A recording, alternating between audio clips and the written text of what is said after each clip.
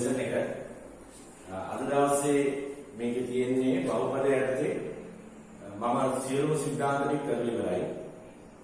මට මතකයි මම අවසාන වශයෙන් කරා බහුපදයක සාධක කරන්නේ කොහොමද කියන එක. ඊට පස්සේ ඒකෙන් ගැටලු ගණනාවක් ඔයගොල්ලොත් එක්ක සාකච්ඡා කරා. ඊළඟට බහුපදය සමීකරණයක් කොහොමද විසඳන්නේ කියන එක. ඇත්ත වශයෙන්ම මේ බහුපද සමීකරණයක් විසඳනවා කියන්නේ අර සාධක කැඩීමේම ඒ ක්‍රියාවලියම තමයි. මම ඒ යටතේ ගැටලු කීපයක් දුන්නා ඔයගලන්ට හදන්න කියලා. එයින් එකක් දෙකක් සාකච්ඡා කරලා අර මගේ ටූට් එකේ හතරවෙනි පිටුවේ තියෙනනේ පොදු ගැටලු කියලා. ඔන්න ඔතෙන්ට තමයි මම යන්නේ. මේ පොදු ගැටලු කියන එක තමයි යන්නේ. පොදු ගැටලු වල ඊට පස්සේ ඒ වයින් ගණන් ටිකක් කරගෙන ගිහිල්ලා අපි මේ පාඩමට අදාළව තියෙන දැනුම් සම්භාරය තහවුරු වෙලා සහ ඒ කුසලතා වර්ධනය කරලා ඊට පස්සේ විභාග ගැටලු වලට අපි යනවා. ඒක තමයි අපි අපේ ක්‍රමවේදය විදිහට පාවිච්චි කරන්නේ. හොඳයි. එහෙනම් අපි බලමු අර මේ ඔක්කේමාර ගණන් කීපයක් මම දීලා තියෙනවා මේ බහුපද විසඳන්නේ කියලා. සමීකරණ. අන්න ඒවා කීපයක් අපි බලමු.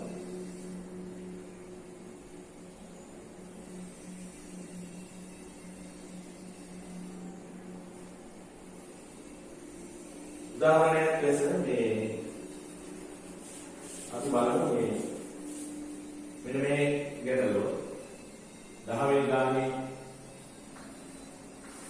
යටතේ රෝමිලාකාන් 3 තියෙන ගැටලුව. ඒක තියෙනවා 5x ඝනය ධන 31x වර්ගය ධන 31x ධන 5 සමානයි බිඳුව. හරි. දැන් අපි මුලින්ම මෙන්න මෙයාව සාධක වලට කඩන එක. මේ බහුපදයේ සාධක වලට කඩන එක තමයි අපේ අරමුණ වෙන්නේ. එහෙනම් අපි මේ කොටස fx කියලා ගමු. මේක ඇවිල්ලා අපි ගමු fx කියලා. fx සමානයි 5x ඝනය ධන 31x වර්ගය ධන 31x ධන 5. දැන් අපි මේක සාධක වලට කඩන්න ඕනේ. දැන් මේක සාධක වලට කඩන්න අර මේ තත්වරක ක්‍රමයේ පාවිච්චි කරලා මේ බලන්න ඕනේ මේක බිඳුවේ නේද තියෙනවා කියලා. ඉතින් අපි එකවට බලමු. ඔබට තේරෙන්න ඕනේ x වල කිසිම ධනාංගයක් මේකට ආදේශ කරලා බිඳුව ගන්න බැරි බව. අන්න ඒ වගේ දැන් හරි මේ ප්‍රයෝජනවත්. ඔබ නිකම්ම හිතලා බලන්න කිසිම x වල ධනාංගයක් ආදේශ කරලා මේක බිඳුව කරන්න පුළුවන්ද කියලා. බැහැ. ඉතින් එහෙනම් බොරුවට අපි ධනාංගයන් වලට මේකේ උත්සාහ කිරීමේ තේරුම නැහැ. ඇයි x වල කිසිම ධනාංගයක් ආදේශ කරලා මේක බිඳුව කරන්න බැරි? හේතුව මේ හැම පදයක්ම ධන පදයක්. සංගුණ සේරම ධන. ඉතින් අපි x වල ධනාංගයක් ආදේශ කරා කියලා සියලුම පදවලින් අපිට දැනිට කරන්නේ ධනපද නම් ඒවා ටික ඔක්කොම සුළු වෙලා කොහොමද බිඳුවක් එන්නේ? එන්නේ කියන්නේ නිසා පැහැදිලිවම කියන්න පුළුවන් කිසිම සැකයකින් තොරව කිසිම ධනාංගයක් එකට try කරලා තේරුමක් නැහැ කියන්නේ. එහෙනම් අපි බලමු මොකක් හරි ඍණාංගයක්. ඍණ එක දාලා එක නිකන් උත්සාහ කරනවා. එතකොට මෙතන එනවා ඍණ 5යි.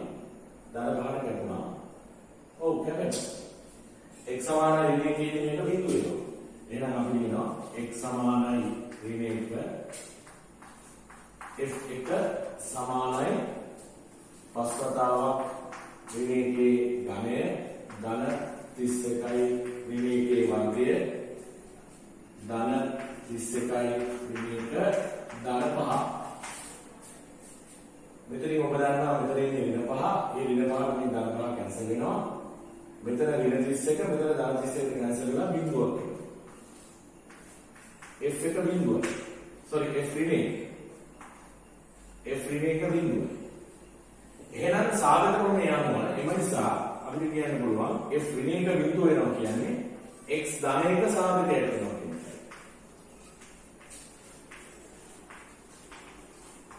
x ධනයක සාධකයක්. හරි? ඒතකොට x ධනයක සාධකයක් වෙනවා නම් x ධනයක සාධකයක් වෙනවා නම් හරි x ධනයක කියන එක සාධකයක් වෙනවා නම් අනිවාර්යෙන්ම මේ ඒ x ධනයකින් යාව බෙදුවාම ඉතුරු සාධකයක් හොයා ගන්න පුළුවන්. ඒක තමයි ලේසි විදිය. නැතුව මේකට ආය අගයන් ආදිශ කරගෙන යන්න එපා. ඒක කරදරයි. ඒතර මේකට අපි ආදිශ කරනවා මේ x ධනයකින් මේක බෙදලා. එහෙම නැත්නම් ඒ බෙදලා වලට පුළුවන්. මම අර මගේ කලින් වීඩියෝ එකේදී ඔයගොල්ලන්ට පැහැදිලි කරා. එහෙම බෙදලා වලට පුළුවන්. එහෙම නැත්නම් තර්කානුකූලව ඉඳලා ගන්න පුළුවන් කමක් තියෙනවා. ඉතින් මම හිතන්නේ මෙතන මගේ ඕනම ශිෂ්‍යයෙකුට මේ බහුපදයේ x ධනයකින් බෙදලා ලැබෙන අනිත් සාධකේ මොකක්ද කියලා හොයාගැනීමේ කුසලතාවය තියෙනවා කියලා මම හිතනවා. හරි? බෙදුවාම වර්ගජ සාධකයක් ඉන්නේ. මාත්‍රේ දෙකම බහුපදයක් ඉන්න ඕනේ x ධනයකින් බෙදුවාම. මම ඒක තර්කානුකූලව ගන්න ක්‍රමේ පැහැදිලි කරනවා. කොහොමද තර්කානුකූලව ගන්නේ? අපි හිතලා බලනවා මෙයා ඉන්න නම් ඉස්සෙල්ලා මේක ලියා ගන්න ඕනේ. 31x වර්ගයේ ධන 31x ධන 5 x ධනයක එක සාධකයක් අනිත් සාධකය අපි තර්කානුකූලව හිතලා බලනවා වෙන්න ඕනේද කියලා. අනිත් සාධකය මොකක්ද වෙන්න ඕනේද කියලා අපි තර්කානුකූලව හිතනවා. පොඩ්ඩක් හිතලා බලන්න.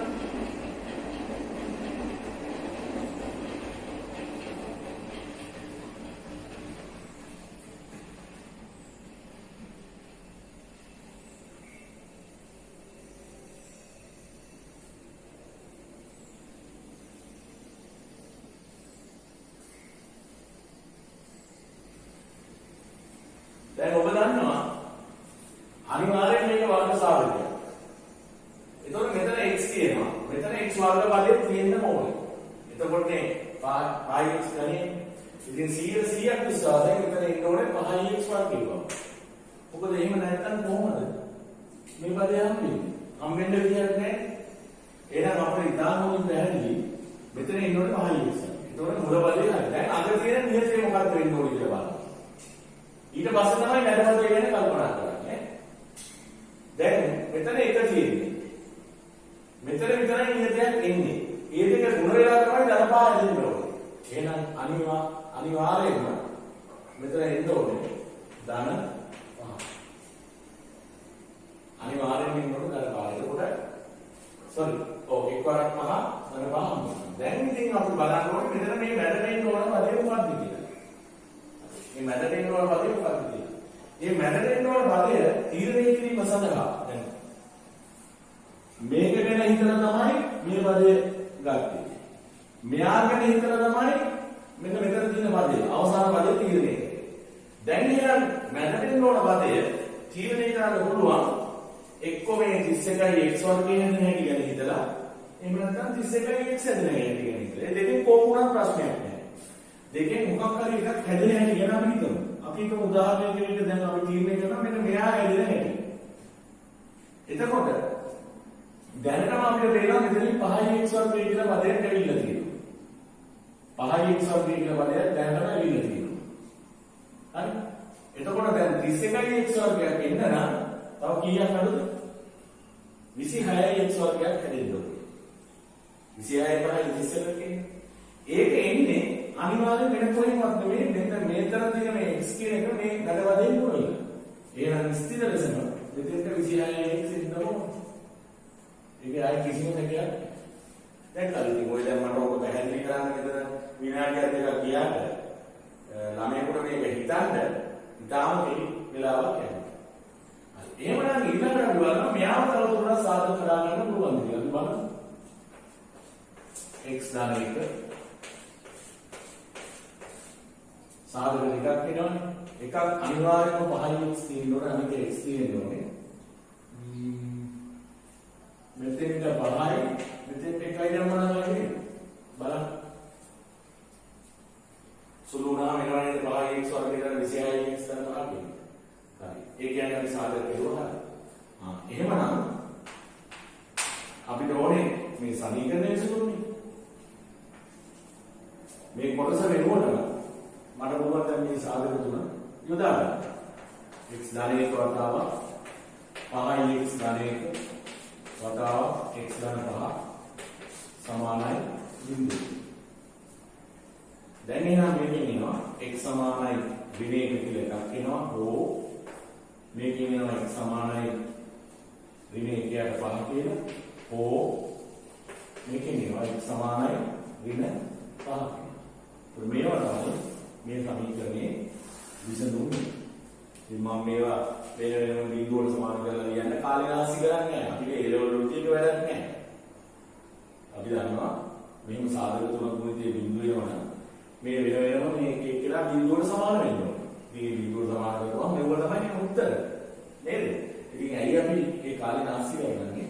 අපිට විසඳුම් තුනක් එනවා. ඒ කියන්නේ මේ ගණිත සමීකරණයට උපරිම තියෙන්න පුළුවන් විසඳුම් තුනක් විතරයි.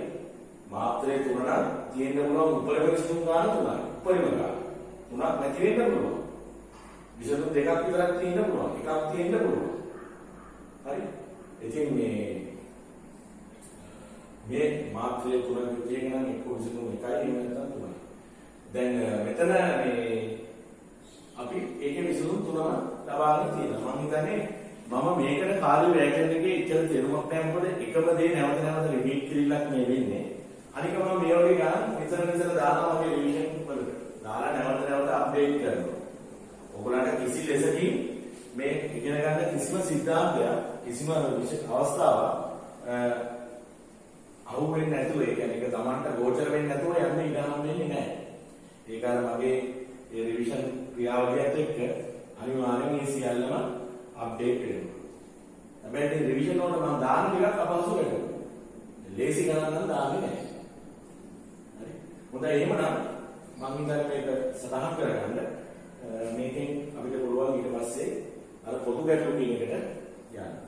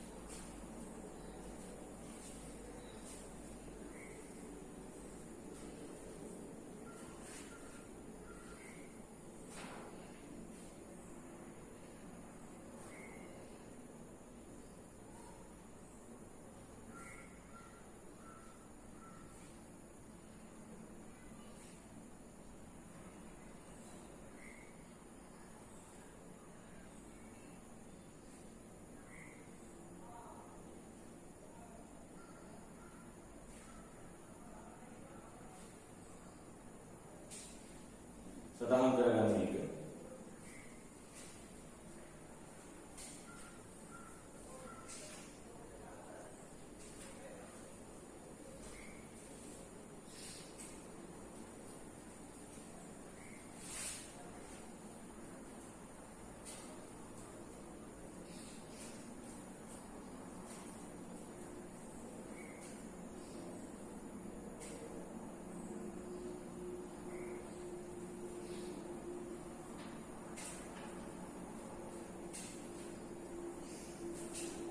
හොඳයි මම හිතනවා වෙලාව ඇති කියලා.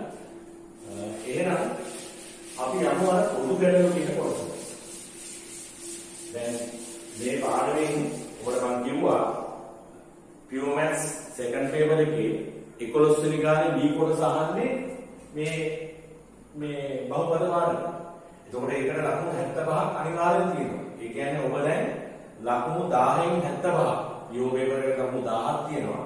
ඒ 10න් 75ක් උපයා ගැනීම සඳහා අවශ්‍ය දැනුම සම්පූර්ණ කරලා ඉන්න ළමයි. මම උගන්වන්න තියෙන කොටස් ටික සියල්ල අගටම කරා. හරි? ඒ සෑම කොටසක්ම අගටම කරලා තියෙනවා. ඔය වීඩියෝ ටික හරියට බැලුවොත් ඔබට මේක අනිවාර්යෙන් ෆලෝ කරන්න පුළුවන්. දැන් අපි කරන්නේ ඉගෙන ගත්තේ හැම සිතාන්තයක්ම නැවත නැවත යොදාගෙන ටිකක් අපහසු මට්ටමේ ගැටලු දෙකට යන්නේ. හොඳයි එහෙනම් අපි ඉස්සෙල්ලාම බලමු අර පොදු ගැටලු වල පළවෙනි ගාන. ඒ ගානේ මොකක්ද කියන්නේ? fx කියලා බහුපදයක් තියෙනවා 10 වෙනි මාත්‍රයේ බහුපදයක්. දැන් මේ ගාන කවුරු හරි ළමෙක් හදලා නැත්තම් මම මේ හදන එක බලන්න එපා. යා කරන්න ඕනේ වීඩියෝ එක ස්ටොප් කරලා ගාන try කරන්න. හරි? යා ගාන උත්සාහ කරලා පස්සේ බලන්න. හරි? එතකොට fx සමානයි x බල 10 ධන 2x වල 9 වෙනි බලය ධන ax වර්ගය ධන bx ධන c ඔක තමයි fx කියලා දීලා තියෙන බහුපදය. අපිට ඩේටා දෙකක් දෙනවා. එක ඩේටා එකක් කියනවා x ධන 1ෙන් බෙදුවාම ශේෂය ඍණ 1යි. ඔබ දන්නවා ශේෂ ක්‍රමයේ අනුව x ධන 1ෙන් බෙදුවාම ශේෂය කියන්නේ f ඍණ 1. x ඍණ a වලින් බෙදුවාම ශේෂය fa. එතකොට x ධන 1ෙන් බෙදුවාම ශේෂය අර x ධන 1 කියන එක අපි හදා ගන්න ඕනේ. අර x ඍණ 1 කියන මොඩල් එක. ඔන්න ඔහොමයි ඔබේ fx කියන බහුපදයේ x ඍණ a වලින් බෙදුවාම ශේෂය fa. එහෙම කියන්නේ ශේෂ ක්‍රමය. ශේෂ ක්‍රමය කියන්නේ එහෙම. එහෙනම් fx කියන බහුපදය x ධන 1ෙන් බෙදුවාම ශේෂය හරියටම ඉතින් ඩිටෙක්ට් කරගන්න නම් අර ධන එක ලියා ගන්න ඕනේ ඍණ a මොඩල් එක. ඒකට මෙතෙන්ට ඍණ 1 එන්නේ. එහෙනම් f ඍණ 1 උත්තර නඩන්න ඕනේ ඔක නිකන් හිතාගත්තා ඒක. f ඍණ 1 සමානයි ඍණ 1.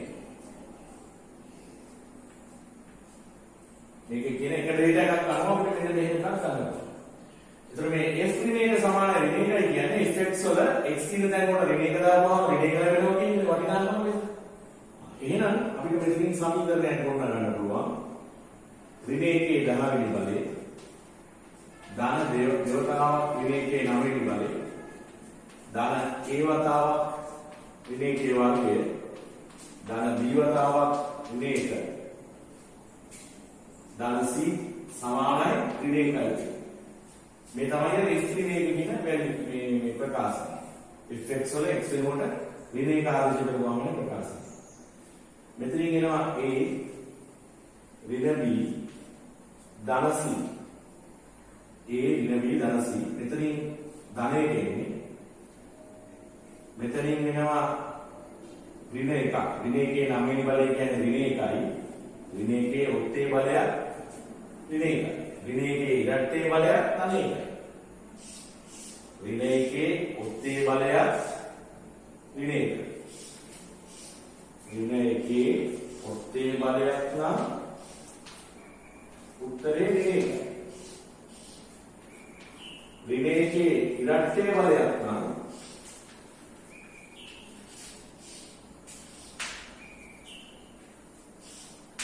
ඍණ 1 ඉරට්ටේ බලයක් නම් උත්තරේ 1යි. මේවා ඔබ සාමාන්‍ය දැනගෙන සිටිය යුතු දේවල්. හරි මෙතන ඍණ 1 එනවා. ඒක ඍණ 2යි. ඍණ 2යි මෙතන 1යි සුරුනාම ඍණ 1යි. ඒ ඍණ 1 එහාට ගියාම ධන 1යි සුරු වෙලා බිඳු වෙනවා. මේක තමයි පළවෙනි සමීකරණය. හැබැයි ඉතින් නොදන්න රාශි තුනක් හොයන්න එක සමීකරණයකින් නම් බෑ. තව සමීකරණ දෙකක් ගොඩනගන්න. නොදන්න රාශි තුනයි. ඒක නොදන්න රාශි තුනක් නිසා තව සමීකරණ දෙකක්. ඒ සමීකරණ දෙක ගොඩනගන්න මොනවද මෙතන තියෙන தත්ත්වය? ඔන්න බලන්න. අර මම උගන්වපු පොයින්ට් එකක් එන්නේ. දිනේකද x වර්ගයේ ධන x ඍණ 2කින් බෙදුව එක ශේෂය 4යි x ඍණ 1. හරිද? x වර්ගයේ ධන x ඍණ 2කින් මේකෙන් බෙදුවාම ශේෂය 4යි x ඍණ 1. මතකද ඔබට මම ඉගෙනුවා දැන් මේ ඉන්දියාවේ බෙදුම් වල වර්ගයෙන් නෙමෙයි ඉන්නේ. මොකද රේඛීය සාධකයකින් බෙදුවාම එන ශේෂය ගැන අපිට ශේෂ ප්‍රමේය කතා කරලා වැඩේ පුරදා ගන්න පුළුවන්. රේඛීය නොවන සාධකයකට ගියොත් එහෙම අනිවාර්යයෙන්ම අපට බෙදුම් ඇල්ගොරිතමයට යන්නම වෙනවා. බෙදුම් ඇල්ගොරිතමයට යන්නම වෙනවා. කාරණේ පැහැදිලිනේ? බෙදුම් ඇල්ගොරිතමයට යන්නම වෙනවා. එතකොට ඔයාලට මතකද මම බෙදුම් ඇල්ගොරිතමේ සිද්ධාන්තයේදී ඉගෙනුවා මෙන්න මේ භාජකය කඩා ගන්න පුළුවන් එකිනෙකට වෙනස් සාධක ගණනට එකිනෙකට වෙනස් සාධක ගණන අනුව අපිට බෙදුම් ඇල්ගොරිතමේ ලියද්දී ලබ්ධිය මගහරිනවද නැද්ද? ඉතින් ලබ්ධියට 5x වගේ මොකක් හරි එකක් දාගෙන යනවද නැද්ද කියන කාරණේ තීරණය කරන්න පුළුවන්. ඉස්සෙල්ලාම බලමු මෙයා සාධක කැඩෙනවද? ඔව් එයා සාධක දෙකකට කැඩෙනවා. එකක් තමයි x ධන දෙක අනිත් එක x ඍණ. දැන් අපිට මේ ලැබිලා තියෙන භාජකය එකිනෙකට වෙනස් සාධක දෙකකට කැඩෙනවා. අපිට තව ඕන කරලා තියෙන්නේ සමීකරණ දෙකයි. අපිට එකක් නෑනෝ තියෙනවනේ. එහෙනම් එකිනෙකට වෙනස් සාධක දෙකක් තියෙන වෙලාවේ අපි ඔරුවට ලබ්ධිය අර්ථ දක්වන්නට ඕනේ නෑ. මොකද ලබ්ධියට අපිට 5x කියලා දාලා ඒ පාර්ට් එක මගහරින්න පුළුවන් x සමානයි ඍණ දෙක සහ x සමානයි ධන එක ආදේශ කිරීම තුළින් බෙදුම් කරගන්නවා. දැන් මම ඒක ලිව්වහම ඔයාලට මතක් වෙයි මොකක්ද මම කියන්නේ කියලා. හරි දැන් අපි බෙදුම් ඇල්ගොරිතමයට යනවා. එම නිසා නැත්නම් අපි කියනවා බෙදුම් ඇල්ගොරිතමේ බෙදුම් ඇල්ගොරිතමේ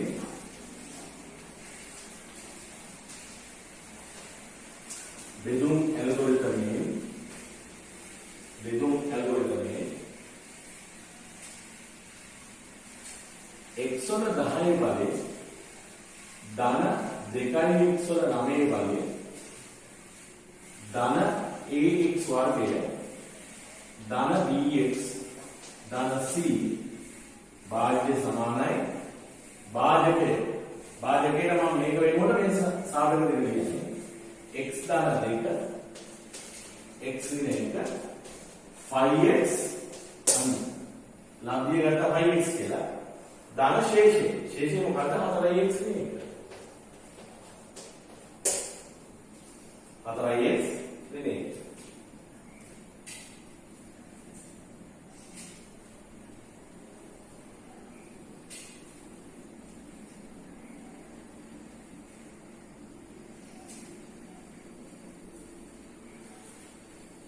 එතකොට ඇයි මම මෙහෙම කිසිම සැකයකින් තොරව මේ ලබ්ධියට 5x කියලා දාගත්තේ හේතු දෙකක් විතර.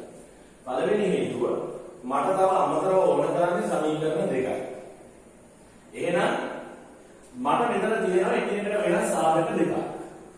ඊටම මම x වෙනුවට ඍණ දෙක ආදේශ කරා කියලා මේ බෙදුම්වල ආදේශ කරපුවම මේ කැලට බිඳුව වෙනවා. ඒ කියන්නේ මේ මුළු ගුණිතේම බිඳුව වෙනවා 5x මොක වුණා. එතකොට මට එනවා ABC වලින් සමීකරණය.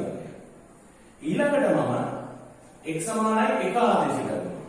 එතකොට මේ සාධකයේ බිඳුව වෙනවා. එතකොට මේ මුළු ගුණිතේම බිඳුව වෙනවා. මට මේ 5x මොක වුණත් ඒ දේ සිද්ධ වෙනවා. ඒ විදිහට මට තව සමීකරණයක් එනවා.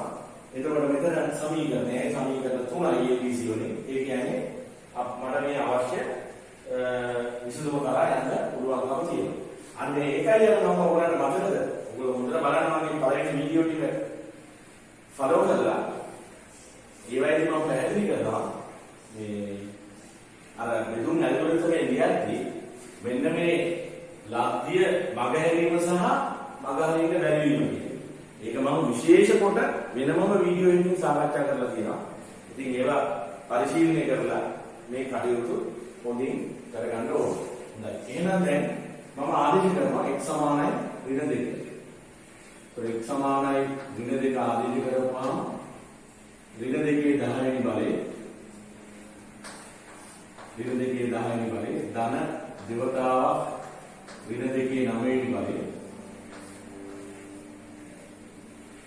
ධන ඒවතාවක් ඍණ 2 වර්ගය ධන b වතාවක් ඍණ 2 ධන c සමානයි x සමානයි ඍණ 2 ආදී කරනවා මේ කෑල්ල බිඳුව වෙනවා. ඉතින් මොකද මෙතන මේ සාධකයේ බිඳුව වෙනවා කියන්නේ මේ ගුණිතේම බිඳුව වෙනවා. ඒතර මෙතනින් එනවා 4 වතාවක් ඍණ 2 ඍණ 1. දැන් බලන්න මෙතන ලස්සන සූත්‍රීමක් වෙනවා. මෙතන මේ අර මේ වගේ එකක් ආවා අපිට එක ගානක් මතකද 16ද 17ද කියලා ගණන් දෙකක් අපි ඒකෙදි මේ වගේ 500 වෙනි බලේ එහෙම තියෙන අවස්ථාවේදී කරා. දැන් බලන්න මේ ධන දෙක මට ලියන්න පුළුවන් මේ ධන දෙක මට ලියුවේ හැකි ඍණ දෙක. මොකද බලන්න මෙතන මේ ඉස්සරහින් තියෙන ධන දෙක මට ලියුවේ හැකි ඍණ දෙක කියලා. මෙතන තියෙන ඍණ දෙකේ නාමයේ බලන්න.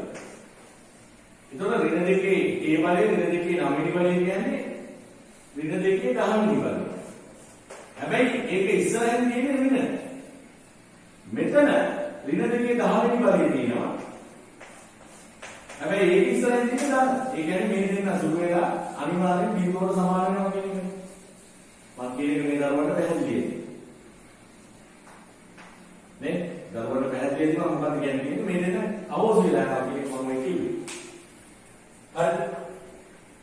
දැන් එහෙනම් මේ දෙක අවුල් වෙලා යනවා. එතකොට ඉතුරු වෙනවා 4යි k ඍණ 2යි b ධන c සමානයි ඍණ 9යි. ඔන්න දෙවෙනි සමීකරණය. දෙවෙනි සමීකරණය. දැන් අපි යනවා ඊළඟ එකට x සමානයි ධන 1 ආදේශය. x සමානයි 1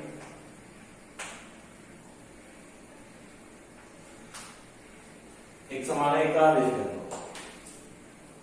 x समान 1 आदेश करो එකේ 10 වෙනි බලය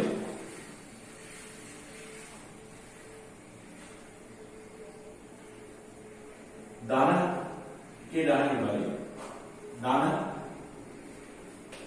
දෙවතාව එකේ 9 වෙනි බලය ඒ වතාවක් එකේ වාර්ගය ධන b වතාවක් 1 ධන c සමානයි x සමාන 1 ආදේශ කරගුවා මෙතන බිඳ වෙනවා කියන්නේ මේ මුළු ගුණිතයෙන් බිඳ වෙනවා 4 වාරක් 1 ඉන්නේ මෙතන 1යි මෙතන එනවා වර්ණාගම 2යි 2යි 3යි 3 එහා පැත්තට ගියාම ඍණ 3යි මෙතන එනවා වර්ණාගම ධන 3යි මෙතන එන්නේ ධන 3 අපි මේ කීයේ ආත්මිය ඍණ 3 වෙනවා ඒ කියන්නේ බිඳුව. ලකුණු පැත්ත බිඳුවයි. ඉතින් එනවා a ධන b ධන c. a ධන b ධන c සමානයි බිඳුව. තුන්වෙනි සමීකරණය. මගේ සාමාන්‍ය කොටස නම් මේ වගේ සමීකරණ පද්ධතියක් විසඳද්දී තැන් වල තියාගෙන ඒකත් විසඳන්නේ අපි එකයට එක ගන්නවා. එකයට එක ගන්නවා. එකයට එතකොට මම මේක තියාගන්න කමන්නේ 4යි ඍණ 2යි b ධන c සමානයි ඍණ 9යි කියලා. ඒක පළවෙනි දෙවෙනි සමීකරණය. ඊළඟ පළවෙනි එක a ඍණ b ධන c a ඍණ b ධන c සමානයි a ඍණ b ධන c සමානයි බිඳුව කියන මේක බලන්න. දැන් මේ තුන්දෙනා විසඳන්න. ඔබ දන්නවා නොදන්න රාශි තුනකින් සමීකරණ තුනක් තියෙනකොට අනිවාර්යෙන් මොකක් හරි එක රාශියක් අයින් කරලා රාශි දෙකයි සමීකරණ දෙකට වස්සන්න ඕනේ. නොදන්න රාශි තුනයි සමීකරණ තුනයි කියනකොට අපි කැමති රාශියක් කැමති අකුරක් අයින් කරලා සරලව කිව්වොත් කැමති අකුරක් අයින් කරලා ඉතුරු අකුරු දෙකෙන් සමීකරණ දෙකක් ඉතිරි අඥාත දෙකෙන් සමීකරණ දෙකකට යනවා. ඉතින් මේක දිහා බලලා ඕනෙක් කෙනෙකුට තේරෙනවා මේකේ ලේසියෙන්ම අයින් කරන්න පුළුවන් එක c. හැබැයි සමාන පද්ධති තියෙනවා. එහෙම එකක් අයින් කරන්න කියලා යනකොට දෙකක්ම අයින් කරලා ගිහිල්ලා අර නොදන්න රාශියක අගේම හම්බ වෙනවා. ඉතින් මේක මේ මට කියන්න බෑ හැම වෙලෙම වෙනවා කියලා. මම ඔබට පැහැදිලි කරේ ඕනම වෙලාවක කරන්න පුළුවන්. දැන් ඔබ මොකින් මේක දිහා බලන්න. හොඳයි මේක මේ පොඩක් විසඳන්න try කරන්න බලන්න.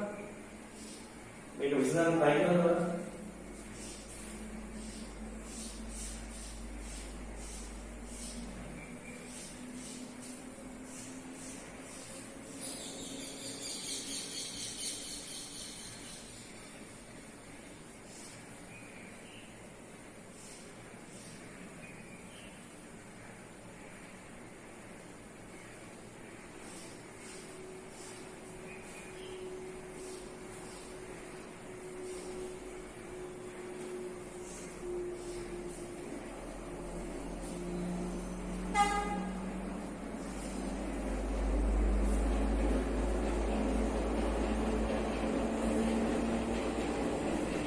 මෙතන ලේසිම දේ තමයි ඔබට පේන්න ඕනේ තුනෙන් එක අඩු කරන එක.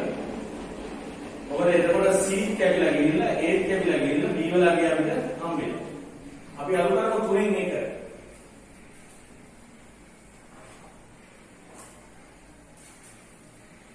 තුන්වෙනි සමීකරණය එක අඩු කරමු. ඒක හිතෙන් අඩු කරන්නේ ලියන්නේ එහෙම නැහැ. මේ දෙක කැපිලා ගියා, මේ දෙක කැපිලා ගියා, මේ ඍණ B කෙනෙක් කෙනා ධන B වෙනවා. අඩු කරද්දී අපමාරු වෙනවනේ. පදව මේක ධන B වෙනවා. ඉතින් මේකත් එක්ක සුළු වුණාම දෙකයි වෙන්නේ. හැබැයි දෙකයි B සමානයි බිඳුව කියලා ලැබෙන්නේ. එහෙනම් ඒ කියන්නේ B සමානයි බිඳුව. B සමානයි බිඳුව ලැබෙනවා. දැන් B වලගේ බිඳුව නම් අපිට පුළුවන් මේ සමීකරණ දෙකක් ගන්න. මේ දෙක අරගෙන වැඩක් නැහැ. මෙයත් එක තව කෙනෙක් අරගෙන අපි හදාගන්න. මේක B බිඳුව නම් A ධන C සමාන බිඳුව කියලා. තුනේ A ධන C සමානයි බිඳුව කියලා. මේක අපි ඕගලක් කරන එක කියලා. ඊළඟ මේක B වලට බිඳුව දාපුවම මේක B වලට බිඳුව දාපුවම 4යි A ධන C සමානයි බිඳුව මේ කියන්නේ. 4යි A ධන C සමානයි ඍණ 9 කියන්නේ. මේක රෝම නැත්නම් දෙක කියලා කියනවා. දැන් අපි අර ලේසි රෝම නැත්නම් දෙකෙන් එක අඩු කරනවා. රෝම නැත්නම් දෙකෙන් අපි අඩු කරනවා රෝම නැත්නම් එක. ඒතකොට C ද C කැපිලා යනවා 3යි A සමානයි ඍණ 9 කියනවා. මේ ඊතලෙන් කියන්නේ මෙහෙම නම් කියන්නේ. ඒ නිසා ඊතල සමාන මම ළමයි දැකලා තියෙනවා මම මේ ඊතල දාන්න කියනවා ඒකට සමානව කියනකොට ඊතලේ දානවා. එහෙම කරන්නේ නැහැ. මේ ඊතලේ අර්ථය තමයි මෙසේ නම් මෙසේ වේ කියන එක. මේක මේ විශේෂ ලකුණක්. ඉංග්‍රීසියෙන් if කියලා කියන එක සිංහලෙන් නම් කියලා කියන එක සඳහන් කරන ලකුණ. මෙතනින් එනවා A සමානයි ඍණ 3යි. A සමානයි ඍණ 3යි. A සමානයි ඍණ 3 නම් එතකොට කොහොමද වෙන්නේ? මේකට ආරම්භ කරමු. රෝමිලක් නම් එකට ආරම්භ කරපුවා එම නිසා C සමානයි මේක ඍණ 3 නම් එහා පැත්තට ගියාම ධන 3. C සමානයි එතකොට A ඍණ 3යි B ධන 3යි B බිඳුවයි C ඍණ 3යි කියලා. නේද? හොඳයි. සතහන් කරගන්න බලන්න මේක අවශ්‍යයි.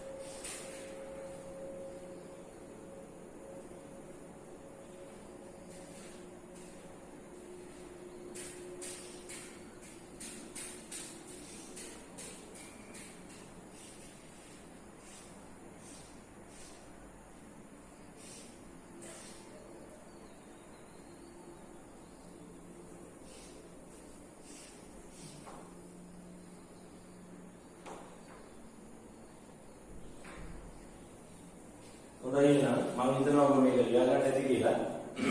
මම ටියුට් එකේ තියෙන ඊළඟ ගණන් වලට යන්න කලින් ටිකක් විශේෂ ගැටලු කීපයක් කරනවා දැන් මෙතන කියනවා. මේක ටියුට් එකේ නෑ. හැබැයි විභාග ගැටලු වල මම මේ දැන් දෙන්න යන මොඩල් එක තියෙනවා. හරි? ඉතින් අපි බලමු. ඒක මම මෙතෙන්දී ඔයගලන්ට තහවුරු කරලා යනවා. හරි? එතකොට විභාග ගන්න දැක්කම ඔයගලන්ට 50 කාලයක කරගන්න හැකියාව තියෙනවා. හරිද? හොඳයි. එහෙනම් ලියාගෙන බලන්න මේ ගන්න. මේකට මේ මොකක් හරි නම්බරයක් දාගෙන හරි නැත්නම් තරු ලකුණක් දාලා හරි ඒ ප්‍රශ්නයක් නෑ. තමයි කැමති විදිහට මම මේ දෙන ගැටලුව ලියන්න. මේකේ මොඩල් එක විශේෂයි. ඒතකොට මේ මොඩල් එක ඔයගොල්ලෝ ස්ටඩි කරලා තියෙනවා. හරි? ඒවා තමයි තියෙන්නේ. මම අරගෙන කියන්නේ A level උසස් පෙළ කම්බයින්ඩ් මැත්ස් පේපර් එකකින් මනින්නේ කොයිතරම් දුරට ගෙදරදී හිතලා තියෙනවද කියන එක. ඒ හිතලා තියෙන දේවල් කොයිතරම් වේගයෙන් පැය 3යි මිනිත්තු 10ක් ඇතුළත පාවිච්චි කරන්න පුළුවන්ද කියන එක. කොයිතරම් ගැඹුරට කොයිතරම් ප්‍රමාණයකට ගෙදරදී හිතලා තියෙනවද කියන එක. ඒ හිතලා තියෙන දෙයකට සම්බන්ධ දෙයක් විභාගයේදී කොයිතරම් වේගයෙන් මේ ලියලෙවර ගන්න පුළුවන්ද කියලා. එහෙම නැතුව මේ අපේ A level පේපර් එකේ දෙන මේ ගණන් වල හැටියට කීයටවත් බෑ ලේසියෙන් විභාගයේදී හිතලා ගැටලුවක් කරන්න. හිතලා ගැටලුවක් කරන්න බෑ. හිතලා ගණනක් හදන්න බෑ. හරි?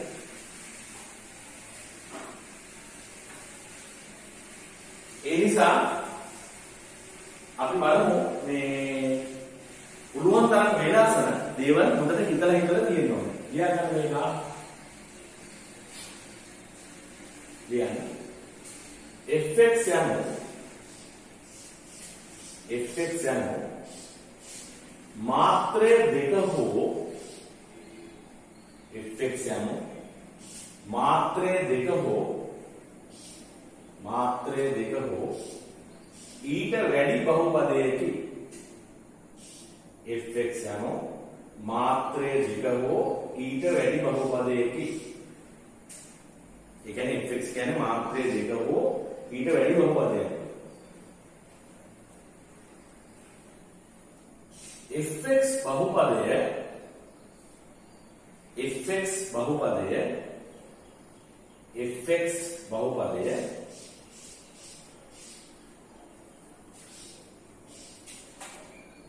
fx බහුපදය x ඍණ එකෙන් බෙදූ විට fx බහුපදය x ඍණ එකෙන් බෙදූ විට ශේෂය දෙක වේ. ඒ කියන්නේ අපි නොදන්නා fx බහුපදය x ඍණ එකෙන් බෙදුවාම ශේෂය දෙකයි.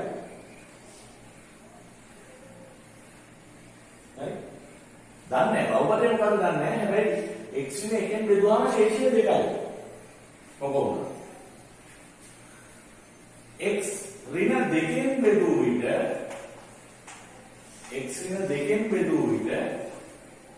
ශේෂය 3 වේ. x ඍණ දෙකෙන් බෙදුවාම ශේෂය 3. හැබැයි මේ fx දන්නේ නැහැ. fx මොකක්ද කියලා දන්නේ නැහැ. දන්නේ එකම දේ තමයි ඒ මොක වුණත් fx යා මාත්‍රයේ දෙක හෝ දෙකට වැඩි බහුපදයක්. ඒකට හේතුව මම කියන්නම් තව මොකදකින්. ඒක x නේ එකෙන් බෙදුවාම ශේෂය දෙකයි. හරි? x නේ දෙකෙන් බෙදුවාම ශේෂය 3යි. මගේ ප්‍රශ්නේ මෙච්චරයි. දැන් මම ප්‍රශ්නේ දෙන්නම් මේක මේ විභාගවල ඉගෙන තියෙන මොඩල් එක. මෙන්න මේ දෙකේ ගුණිතයෙන් බෙදුවාම ශේෂය මොකක්ද? x නේ එක වතාවක් x නේ දෙකෙන් බෙදූ විට ශේෂය සොයන්න. ඔක තමයි දාන්න. මේක එක මොඩල් එකක්. ඒකට ඔයගොල්ලෝ මේක මේ ගණන්කාර ගණන් වීමක් නෙමෙයි මේ මොඩල් එක අවබෝධ කරගන්න. මේ සංසිද්ධිය අවබෝධ කරගන්න. මොකක්ද? මේ රේඛීය සාධකයෙන් බෙදුවාම ශේෂය දෙනවා. තව රේඛීය සාධකයක් තියෙනවා. ඒකෙන් බෙදුවාම ශේෂය දෙනවා. ඊට පස්සේ කියනවා ඒ දෙකේ ගුණිතයෙන් බෙදුවාම ශේෂය අහනවා කියලා. දැන් ඔබට තේරෙන්න ඕනේ ඇයි මම මාත්‍රේ දෙක හෝ ඊට වැඩි බහුපදයක් කියලා දෙන්න කිව්වේ. ඔබට පේනවනේ මේ භාජකය ප්‍රසාරණය කරපුවාම දෙවෙනි මාත්‍රේ බහුපදයක් නෙමෙයි වර්ග සිතයක් නේද? එතකොට වර්ග සිතකින් බෙදන්න පුළුවන්ද මාත්‍රේ එක වෙච්ච බහුපදය? බැහැ.